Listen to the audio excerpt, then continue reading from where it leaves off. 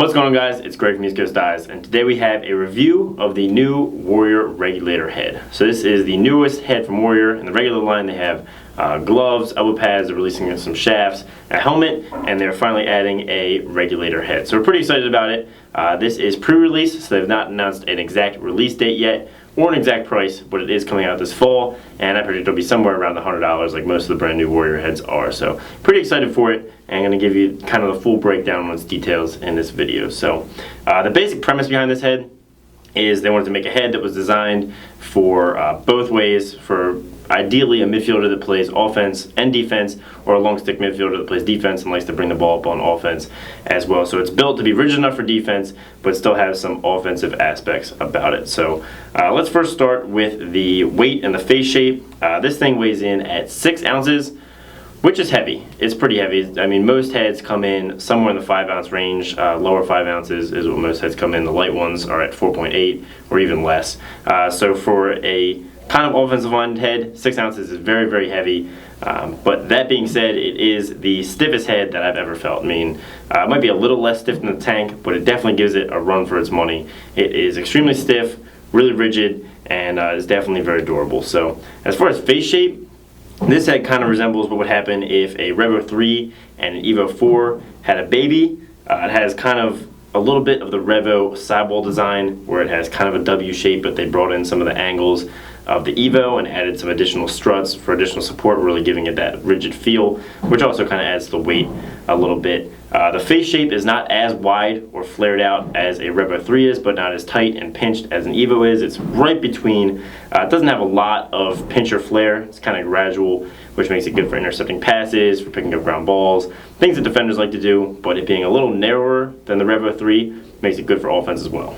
For the details on the head, they did a great job really putting a lot of work into the details. The jewel itself is probably the nicest I've seen on a Lacrosse head. It's really shiny in gold and looks great in all pictures. It's not too crazy, big or gaudy. It's very subtle, but still has that little pop of gold. And gold's pretty neutral, so I really like that. And then they have this really, really fine detail texture going around a lot of different parts on the head, on the scoop, on some of the struts in here, different areas which just give it a high-end look. And then also has these little cutouts around the sidewall holes, which don't do much, but they do make the head look a little bit more high-end. When you're buying a high-end head, that's really what you want. One of the biggest design features of this head that they have is their lock throat. So this is actually an insert that plugs inside the shaft while the head goes outside, and it's going to keep the head from wobbling. When we put it on a couple different shafts, it worked really, really well. When you put a screw in, it's actually going to pull this back flap back toward the head and clamp the shaft between it. So when you're using it with another brand of shafts, it's going to really reduce that head wobble. For the stringing of this head, it was pretty easy to string. It wasn't my favorite head to string, but then again, with the pinch and flare required for a more defensive-minded player, it never is going to be. But even with that, it worked out really well. They have a ton of sidewall holes going from very high to very low. They're all extremely large. They're all the same shape and size going all the way down, so they don't have any that are particularly larger at the top, which wasn't a huge deal because they are large enough to fit 3 strings through, which is usually the maximum that I like to do. For the top string holes, classic Warrior top string holes, just like the Evo, just like the Revo 3X. 6 of them, evenly spaced, nice size and shape. You could probably squeeze 4 strings through there if you needed to for a double triangle top string. Here I've got just 2, and they fit fine. Nice spacing if you use the second sidewall hole down to get a 9/9 top, nice and tight. And then for the pocket, strung it up with what would be good for this kind of player, which is a mid that can shift up a little bit higher so that when they pick up ground balls, it falls in the pocket very quickly. It would also work well for a lot of whip for clearing passes and, you know, a defensive midi that could run a fast break and maybe shoot if they had to.